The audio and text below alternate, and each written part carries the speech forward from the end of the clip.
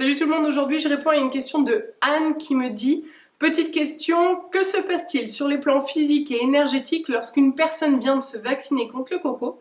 Et deuxième question, c'est comment se protéger des effets physiques et énergétiques au contact de ces personnes. Je pense à mon bébé qui a sa nounou qui va faire la 3e. Pour la première question, à savoir ce qui se passe au niveau énergétique, de ce que moi je vois sur les personnes vaccinées, c'est que leurs cellules deviennent très compactes et que la vie, l'énergie ne circule plus à l'intérieur de ces cellules. De toute manière, il me semble qu'il y a des chercheurs qui ont montré ce qui se passait au microscope quand une personne venait de se faire injecter. J'essaierai de vous mettre des images par ici et de vous mettre en barre d'infos les liens de ces recherches.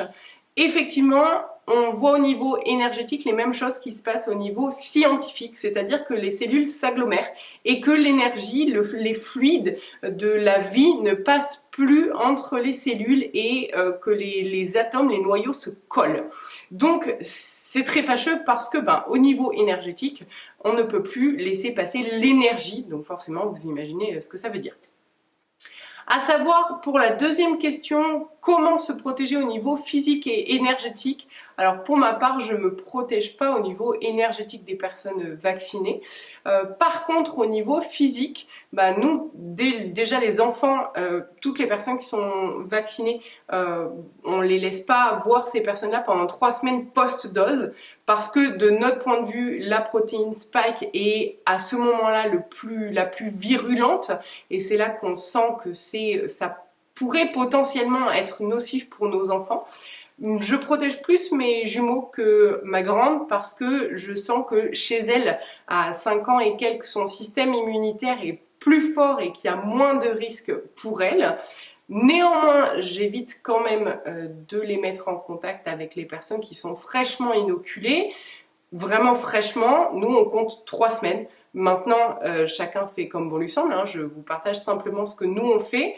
Et quand on voit qu'ils ont des effets, choses qui arrivent quand ils sont au contact des personnes inoculées, même après ces 3 semaines-là, on leur fait prendre de l'argile et dans tous les cas, on leur fait des cures très régulières de vitamine C, vitamine D.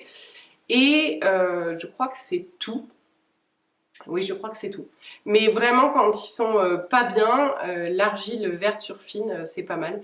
Et la vitamine D, la vitamine C, c'est la base de toute manière pour augmenter le système immunitaire. On fait en sorte aussi de ne pas leur donner de produits qui sont déjà cuisinés, etc. Tout ce qui contient trop de conneries dans le commerce, on ne leur donne pas. Donc on augmente aussi leur système immunitaire en leur donnant des fruits frais, des légumes frais. Vraiment prendre soin de leur santé comme tout le monde devrait faire en fait, tout simplement.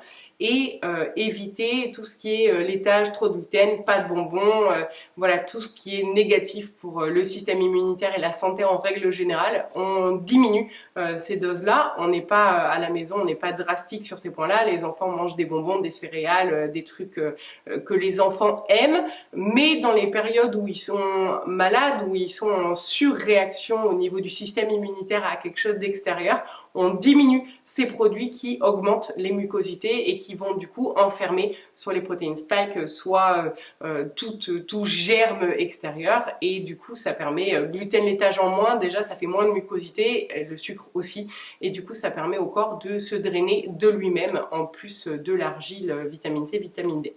Voilà, j'espère que ça répondra à vos questions et n'hésitez pas si vous en avez d'autres au niveau de la santé.